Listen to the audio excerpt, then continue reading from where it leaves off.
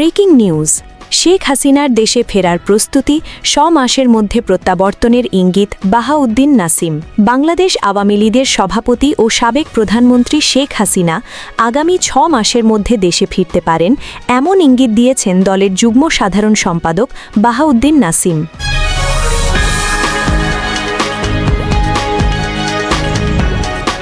Breaking news. Kitchen cabinet ঘিরে নতুন বিতর্ক, অন্তর্বর্তী সরকারের সিদ্ধান্ত গ্রহণ নিয়ে বিস্ফোরক দাবি। বাংলাদেশের সাবেক অন্তর্বর্তী সরকারের সিদ্ধান্ত গ্রহণ প্রক্রিয়া নিয়ে নতুন করে বিতর্ক শুরু হয়েছে।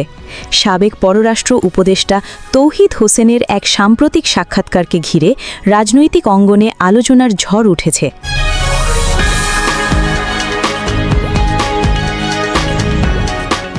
Breaking news. শেখ হাসিনার দেশে ফেরার প্রস্তুতি, 6 মাসের মধ্যে প্রত্যাবর্তনের ইঙ্গিত বাহাউদ্দিন নাসিম। ঢাকা। বাংলাদেশ আওয়ামী লীগের সভাপতি ও সাবেক প্রধানমন্ত্রী শেখ হাসিনা আগামী 6 মাসের মধ্যে দেশে ফিরতে পারেন এমন ইঙ্গিত দিয়েছেন দলের যুগ্ম সাধারণ সম্পাদক বাহাউদ্দিন নাসিম। তিনি জানিয়েছেন, দলীয়ভাবে সাংগঠনিক প্রস্তুতি ইতোমধ্যেই শুরু হয়েছে এবং তৃণমূল পর্যায়ে নেতাকর্মীদের সংগঠিত করার কাজ জোরদার করা হয়েছে।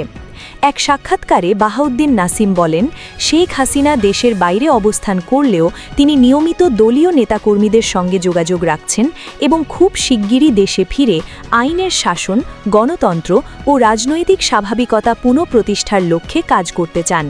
তিনি জানান, আওয়ামী লীগ বর্তমানে কৌশলগতভাবে দল পুনর্গঠনের কাজ চালিয়ে যাচ্ছে। তৃণমূল পর্যায়ের নেতাকর্মীদের গুরুত্ব দিয়ে তাদের সাহসী যোদ্ধা হিসাবে মূল্যায়ন করা হচ্ছে। দলের সাংগঠনিক কাঠামো নতুনভাবে বিন্যাস, সংযোজন এবং পুনর্গঠনের মাধ্যমে শক্তিশালী করা হচ্ছে। বাহাউদ্দিন নাসিমের ভাষা অনুযায়ী, শেখ হাসিনা বিশ্বাস করেন বাংলাদেশে আবারও গণতান্ত্রিক পরিবেশ ফিরে আসবে এবং সেই প্রত্যাশা নিয়েই তিনি দেশে ফেরার পরিকল্পনা করছেন। তিনি বলেন, বাংলাদেশের মানুষের সঙ্গে শেখ হাসিনার আত্মিক সম্পর্ক রয়েছে। দেশের বাইরে থাকা তার জন্য স্বাভাবিক নয়। তিনি দেশের মাটিতে ফিরে মানুষের পাশে দাঁড়াতে চান। তিনি আরও বলেন, বর্তমান রাজনৈতিক বাস্তবতায় আওয়ামী লীগের কার্যক্রম সীমিত করা হলেও দলীয় নেতাকর্মীরা থেমে নেই। দেশের বিভিন্ন স্থানে নীরবে সাংগঠনিক কার্যক্রম পরিচালিত হচ্ছে, কেউ প্রকাশ্যে, আবার কেউ নিরাপত্তার স্বার্থে আত্মগোপনে থেকে কাজ করছেন।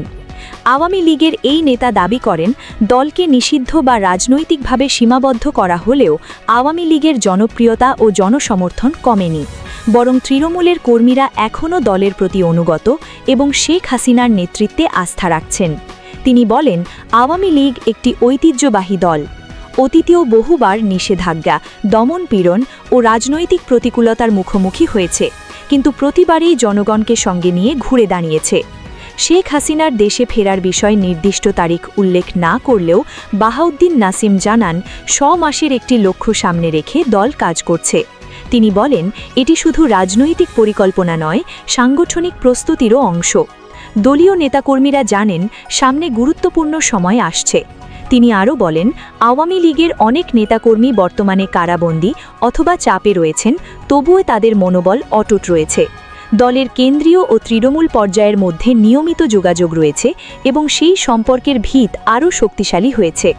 বাহাউদ্দিন নাসিমের দাবি, বাংলাদেশের মানুষ বর্তমানে অর্থনৈতিক চাপ, নিরাপত্তাহীনতা ও রাজনৈতিক অনিশ্চয়তার মধ্যে রয়েছে।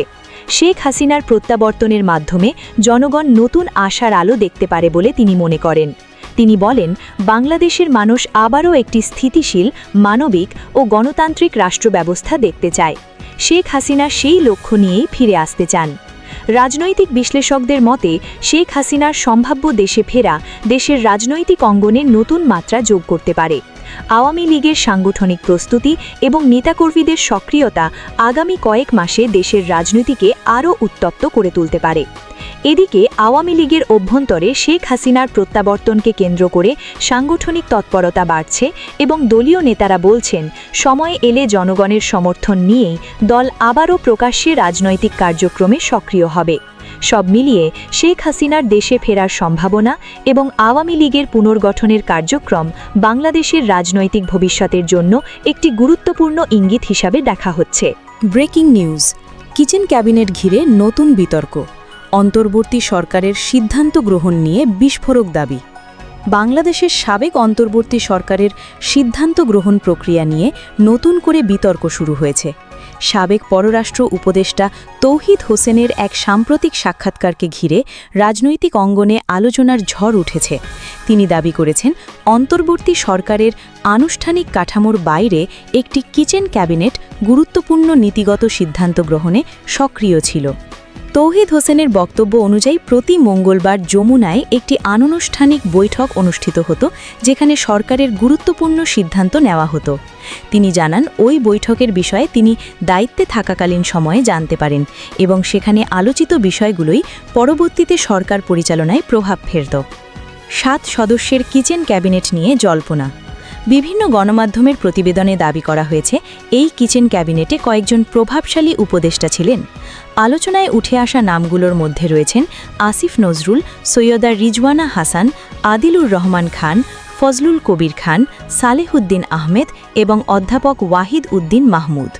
যদিও সংশ্লিষ্ট অনেকেই এই অনানুষ্ঠানিক সিদ্ধান্ত গ্রহণ প্রক্রিয়ায় নিজেদের সম্পৃক্ততা অস্বীকার করেছেন, তবে একের পর এক সাবেক উপদেষ্টার বক্তব্যে বিষয়টি আরও আলোচনায় এসেছে।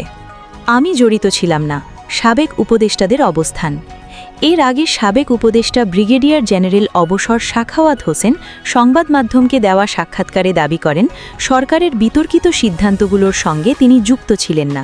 তার বক্তব্য, অনেক গুরুত্বপূর্ণ সিদ্ধান্ত নেওয়া হতো একটি সীমিত গোষ্ঠীর মাধ্যমে, যা সাধারণ উপদেষ্টাদের বাইরে ছিল। একইভাবে আসিফ নজরুলও এক সাক্ষাৎকারে বলেন, তিনি আইন ও রাজনৈতিক সংস্কার বিষয়ে মতামত দিলেও তথাকথিত কিচেন ক্যাবিনেটের অংশ ছিলেন না। বিশেষ করে নির্বাচনের মাত্র 3 দিন আগে যুক্তরাষ্ট্রের সঙ্গে হওয়া গুরুত্বপূর্ণ বাণিজ্য চুক্তি সম্পর্কে তিনি অবগত ছিলেন না। তার মতে, যুক্তরাষ্ট্র ছাড়া অন্য কোনো দেশের সঙ্গে চুক্তি সম্পর্কে তাকে অবহিত করা হয়নি। তার মতে, যুক্তরাষ্ট্র ছাড়া অন্য কোনো দেশের সঙ্গে চুক্তি সম্পর্কে তাকে অবহিত করা হয়নি। তৌহিদ হোসেনও একই দাবি করে বলেন, পররাষ্ট্র উপদেষ্টা হওয়া সত্ত্বেও ওই চুক্তি সম্পর্কে তাকে জানানো হয়নি। তিনি এটিকে অস্বাভাবিক উল্লেখ করে বলেন, এমন গুরুত্বপূর্ণ আন্তর্জাতিক চুক্তি সাধারণত নির্বাচিত সরকারের জন্য রেখে দেওয়া উচিত ছিল। যুক্তরাষ্ট্রের সঙ্গে চুক্তি নিয়ে প্রশ্ন।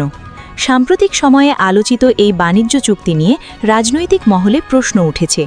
অনেকেই জানতে চাইছেন, কেন অন্তর্বর্তী সরকার নির্বাচন পূর্ব মুহূর্তে এমন একটি বড় সিদ্ধান্ত নিল এবং কারা এর পেছনে ভূমিকা রেখেছিল। তৌহিদ হোসেন বলেন, যদি কোনো জরুরি বাধ্যবাধকতা না থাকে, তাহলে এমন গুরুত্বপূর্ণ চুক্তি নির্বাচিত সরকারের জন্য রেখে দেওয়াই যুক্তিযুক্ত ছিল। তবে তিনি বর্তমান সরকারের অবস্থান বা ওই চুক্তির ভবিষ্যৎ নিয়ে কোনো মন্তব্য করতে রাজি হননি। ডিপ স্টেট প্রসঙ্গেও বিস্ফোরক মন্তব্য। তৌহিদ হোসেন তার সাক্ষাৎকারে ডিপ স্টেট বা অন্তর্নিহিত ক্ষমতার কাঠামোর বিষয়েও মন্তব্য করেছেন। তিনি বলেন, অনেক দেশের রাজনৈতিক পরিবর্তনের পেছনে অদৃশ্য শক্তির প্রভাব থাকে এবং বাংলাদেশেও এমন কিছু ভূমিকা থাকতে পারে। তার এই বক্তব্য নতুন করে প্রশ্ন তুলেছে, সরকার পরিবর্তনের পেছনে কারা ছিল এবং কিচেন ক্যাবিনেট গঠনের সিদ্ধান্ত কি কোনো বৃহত্তর শক্তির নির্দেশনায় হয়েছিল? আওয়ামী লীগের রাজনীতিতে ফেরার সম্ভাবনা। তৌহিদ হোসেন আরও বলেন, আওয়ামী লীগ বাংলাদেশের রাজনীতিতে হারিয়ে যায়নি এবং তিনি বিশ্বাস করেন দলকে আগামী নির্বাচনে অংশ নেবে। তিনি বলেন, আওয়ামী লীগ একটি বড় রাজনৈতিক দল। আমি মনে করি তারা আগামী নির্বাচনে অংশ নেবে। এই বক্তব্য রাজনৈতিক অঙ্গনে তাৎপর্যপূর্ণ হিসেবে দেখা হচ্ছে, কারণ অন্তর্বর্তী সরকারের সময় আওয়ামী লীগের রাজনৈতিক কার্যক্রমের ওপর নিষেধাজ্ঞা আরোপ করা হয়েছিল, যা পরে আইনগত কাঠামোও পায়। বর্তমান সরকারের জন্য দূতাবাসিক চ্যালেঞ্জ। সাক্ষাৎকারে তৌহিদ হোসেন বর্তমান সরকারের সামনে থাকা অন্যতম বড় চ্যালেঞ্জ হিসেবে যুক্তরাষ্ট্র, চীন ও ভারতের সঙ্গে দূতাবাসিক ভারসাম্য রক্ষা করার বিষয়টি উল্লেখ করেন। তার মতে, বাংলাদেশের ঐতিহ্যগত পররাষ্ট্র নীতি ছিল সবার সঙ্গে বন্ধুত্ব এবং বর্তমান সরকারকেও সেই নীতিতে অটল থাকতে হবে। তিনি বলেন, কোনো এক দেশের দিকে ঝুঁকে না পড়ে সব দেশের সঙ্গে ভারসাম্যপূর্ণ সম্পর্ক বজায় রাখা বাংলাদেশের স্বার্থে জরুরি। রাজনৈতিক অঙ্গনে নতুন প্রশ্ন। তৌহিদ হোসেন সহ একাধিক সাবেক উপদেষ্টার সাম্প্রতিক বক্তব্যে অন্তর্বর্তী সরকারের অভ্যন্তরীণ সিদ্ধান্ত গ্রহণ প্রক্রিয়া, আন্তর্জাতিক চুক্তি এবং ক্ষমতার অদৃশ্য কেন্দ্র নিয়ে নতুন প্রশ্ন উঠেছে। বিশ্লেষকদের মতে, এই আলোচনা শুধু অতীত সরকারের কর্মকাণ্ড নয়, বর্তমান রাজনৈতিক বাস্তবতা এবং ভবিষ্যৎ নির্বাচন পরিবেশ নিয়েও গুরুত্বপূর্ণ ইঙ্গিত দিচ্ছে। বাংলাদেশের রাজনীতিতে এখন বড় প্রশ্ন, কিচেন ক্যাবিনেট কি সত্যিই ছিল, তাদের ভূমিকা কতটা ছিল এবং এই বিতর্কের রাজনৈতিক প্রভাব কোথায় গিয়ে দাঁড়াবে।